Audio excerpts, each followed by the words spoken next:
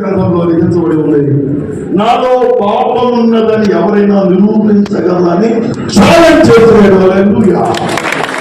ఆ ఛాలెంజ్ ఇప్పటికీ అలాగే ఉంది. నాకు పరిశుద్ధుడు కావాలి, నాకు పరిశుద్ధుడు కావాలి. వెతికి వెతికి వెతికి ఖురాన్, హదీస్, బైబిల్, అదేవిధంగా రాజాజీ రాసినటువంటి భగవద్గీత, ఉపనిషత్తులు, ఇవన్నీ కూడా 8 సంవత్సరాలు కంపారిటివ్ స్టడీ చేశాను. దాంట్లో ఒక మాట చెప్తానండి, నా టైం నోట్ చేసుకుంటే 8 minutes వచ్చేస్తాను. అసతో మా సద్గమయ, తమసో మా జ్యోతిర్గమయ, మృత్యో మా అమృతంగమయ. దీని అర్థం ఏంటి? అసతో మా సత్యమయ, చెడు మార్గం నుండి సన్మార్గం నడిపించువారు ఎవరు? తమసో మా జ్యోతిర్గమయ, చీకటి నుండి వెలుగును నడిపించువారు ఎవరు? మృత్యోమ అమృతంగమయ, మరణం నుండి జీవులకి నడిపించిన వారు ఎవరు? ఈ శ్లోకం ఎప్పుడు ఎక్కడ రాశారు? జయేంద్ర సరస్వతి గారు ఉపనిషత్తులో రాశారు. కానీ నెరవేర్చబడది యేసుల మాత్రమే. నేనే మాట్లాడిన జీవాన్ని నన్ను వెంబడించండి, నువ్వు పరలోకానికి తీసుకెళ్తానన్నారు. నన్ను వెంబడించి వాడికి మరణం లేదు అన్నారు. నిత్యత్వం నేను ఇస్తానన్నారు.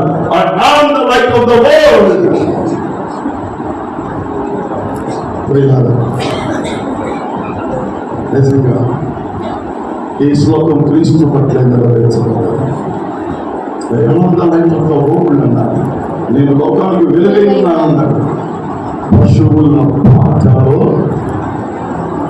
నాకు తెలిసినంత వరకు పశువులతో ఎలా ఉంటుందంటే ప్రశాంతంగా ఉంటుంది.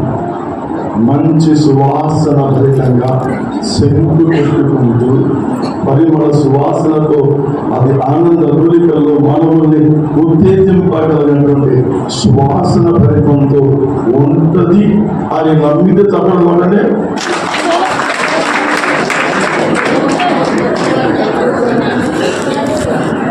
అమ్మ మీ ఊళ్ళో పశువులు కొట్టమా? పశువుల దొడ్డి కంపు కొట్టదా, సువాసనగా ఉంటుందా? మరి ఎలా చెప్తున్నా వినండి. పశువుల దొడ్డి, పశువుల పాక, భయంకరమైనటువంటి దుర్గంధంతో నిండిపోయిన ఆ పశువుల పాకలో పరిశుద్ధుడైన యేసు ఆ అంధకారాన్ని విడుదల చేసేవాడు.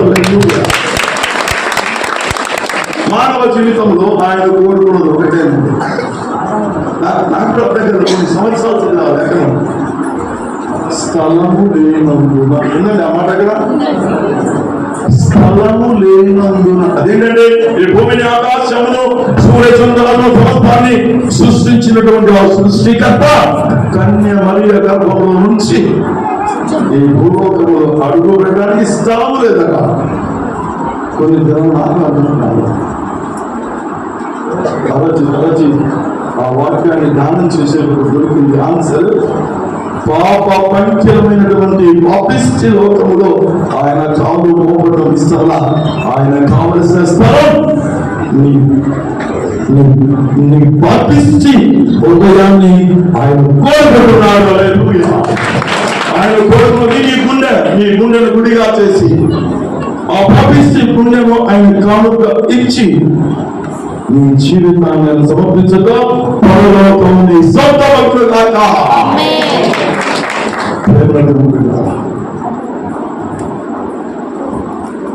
హృదయం చాలా ఘోరమైన వ్యాధి కలిగింది.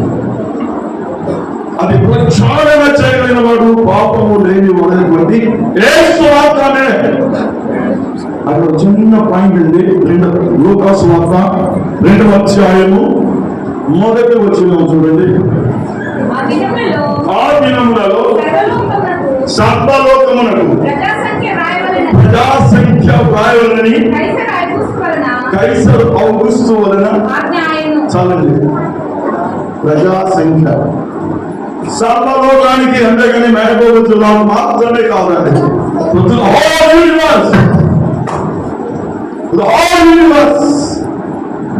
ఏం రాశారు? ప్రజాసంఖ్య census record was recorded for the first time at the time of Lord Jesus Christ birthplace. యేసు క్రీస్తు పుట్టుక దినాల్లో జరిగిన మొట్టమొదటి జనాభా లెక్కలు ఆనాడే జరిగిందండి. హల్లెలూయా. This was recorded. The first census record was recorded at the time of the birth of Jesus Christ. అంతమంది ఫస్ట్ టైం జరిగింది. ఆ తర్వాత మళ్ళా కంటిన్యూషన్ అయింది. అంతకు ముందు జనాభా లెక్కలు జరగలేదండి. గమనించండి, అక్కడ ఇంకా చక్కని మాట. సిరియా దేశంలో అధిపతి ఉన్నప్పుడు జరిగిన మొదటి జనాభా లెక్కలు యేసు పుట్టిన ప్రారంభమైంది. హల్లెలూయా. Historical evidence. ఇది చరిత్ర భారత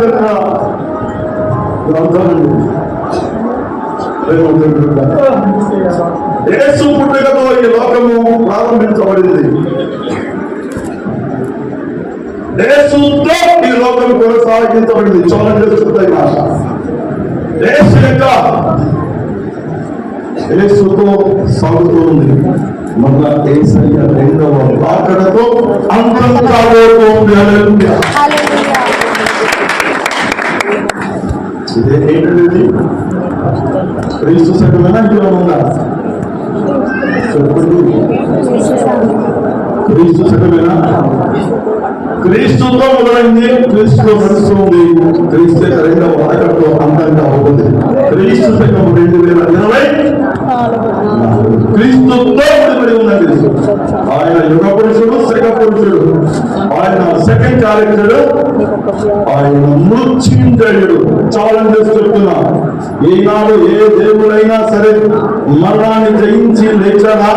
నాకు నమ్మకం లేదు. 2012లో ఇస్రాయల్ దేశానికి ₹1,00,000 టికెట్ పెట్టుకుని ముంబై టు డెవలప్మెంట్ ప్రాబ్లం ఉంటారు. ఆయన పుట్టుక స్థలం చూసా, ఆయన సిలువైన సమాజ మందిరాలు చూసా, ఆయన సిలువేసిన గొల్గొతా పర్వతం చూసా, ఆయన సమాజం చేసినటువంటి సమాజం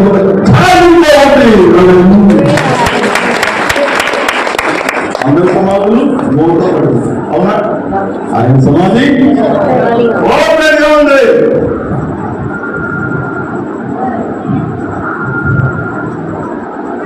ఇంకా ఎవరి సమాధి ఉంటుంది లేదండి. ఛాలెంజ్. ఎందుకంటే అసలే కమ్యూనిస్ట్ కావచ్చు, అందులో పరాంజానికి చెందినండి 45 సంవత్సరాలు అల్లు పెరగకుండా నన్ను తిట్టిన వాళ్ళకి సమాధానం చెప్పడం కోసమే ఈ గ్రంథాలని పఠించాను. Jesus is the only way to reach the kingdom of God. जब तक हज़रत ईसा वापस ना लौटेगा, जब तक क़यामत आएगा, क्योंकि वो दिन रखना है, अपने लिए कुर्बान हुआ और अपने वापस आने वाला है. Muslim सहोदर, the first largest population on this globe, Christians. The second largest population, Muslims. లోతుగా వెళ్తే ఇద్దరు అనవలే. తండ్రి ఒకడే, తల్లి. హల్లెలూయా. నేను ప్రాబ్లం చెప్తాను, ఎందుకంటే చాలా మంది మాట్లాడేవారు. జస్ట్ 2 minutes క్లోజ్ చేస్తానండి. గమనించండి, 21వ వచనం 2:21. ఆ శిశువునకు సున్నతు చేయవలసిన 8వ దినం వచ్చినప్పుడు గర్భమందు ఆయన పడక మునుపు దేవదూత చేత పెట్టబడిన యేసు పేరు ఆయనకు పెట్టింది. హల్లెలూయా. 8వ దినమున 25 ఆయన జన్మదినం. 25, 26, 27, 28, 29, 30, 31 ఫస్ట్. ఎన్నో ఏంటంటే కరెక్టే. 8వ దినమున అంటే ఏం జరిగింది? నామకరణ మహోత్సవం జరిగింది. హల్లెలూయా. జనవరి 1 ప్రపంచంలో ఉన్నటువంటి ప్రతి మానవుడు కూడా ఆయన జన్మదిన ఆయన నామకరణ మహోత్సవంలో ఆయన పాల్గొంటున్నారు. There is no caste. There is no caste bar. కులము, మతము, రూపము ఏ భేదము లేదండి. ప్రతి వాడు జనవరి 1కి చేసుకుంటారా లేదా? చేసుకుంటారు ముందే నమ్మకం చెప్పకూడదు.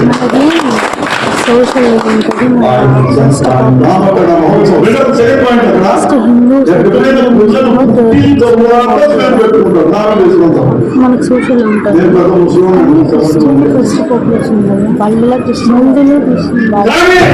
ఫెస్టివల్ కానీ హిందూస్ అంటారు కావచ్చు ఉంది చూసి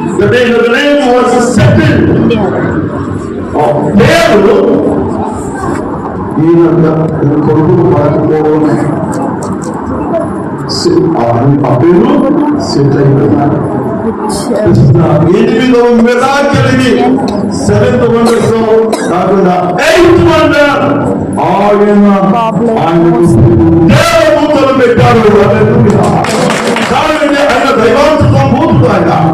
ఆయన దైవాంశ సంభూతుడు. కన్య మరియ గర్భములో ఏ పురుషుడు ఆమెను తాకలేదు. ఆయన పరిశుద్ధాత్మ శక్తి చేత ఆవిడ గర్భవతి అయింది.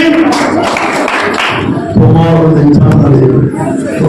ఇంకొక 2 నిమిషాలు పర్మిషన్ ఇస్తే ఖురాన్ గ్రంథంలో సూరయ మరియంలో 18-19 వచనాలు ఆయత అంటారు.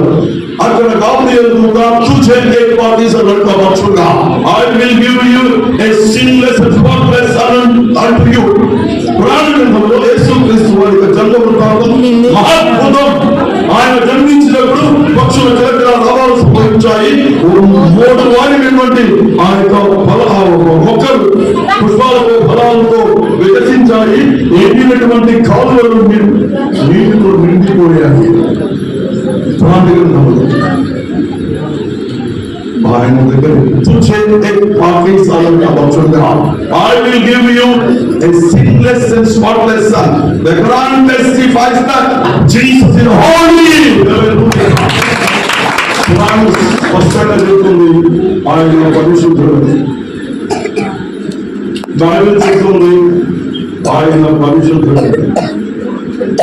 ఈనాడు క్రైస్తవులు నమ్ముతూ ఉన్నారు మా యేసు క్రీస్తు తిరిగి వస్తాడు. ముస్లిం సహోదరులు నమ్ముతూ ఉన్నారు హజరత్ ఈసా అలైహిస్సలాం వాపస్ ఆనే వాలా హై.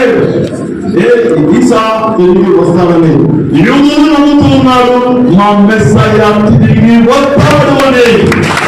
ఒకే వ్యక్తి గురించి 3 విభిన్నమైన జాతులు భాషలు మాట్లాడే ప్రజలు ఎదురు చూస్తూ ఉన్నారు ఈ భూమండలంపై. ఇంకెక్కడ తప్పించుకుంటారు?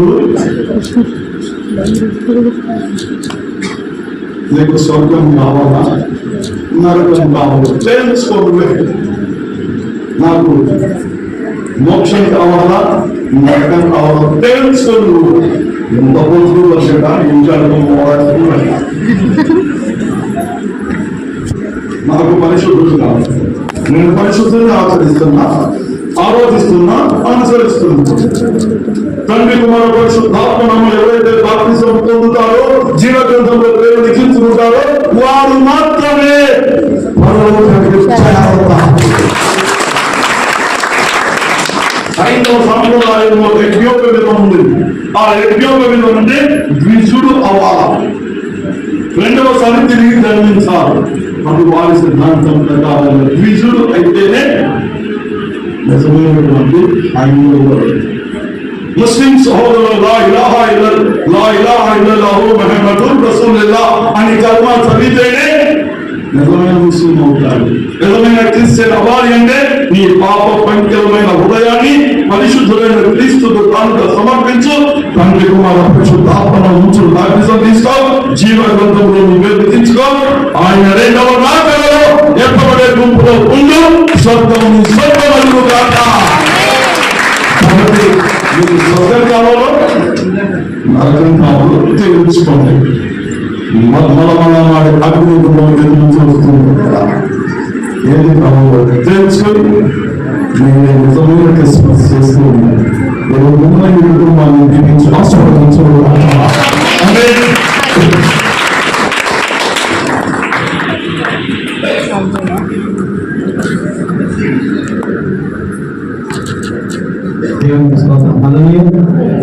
చక్కని వర్తమానం అందించినటువంటి డాక్టర్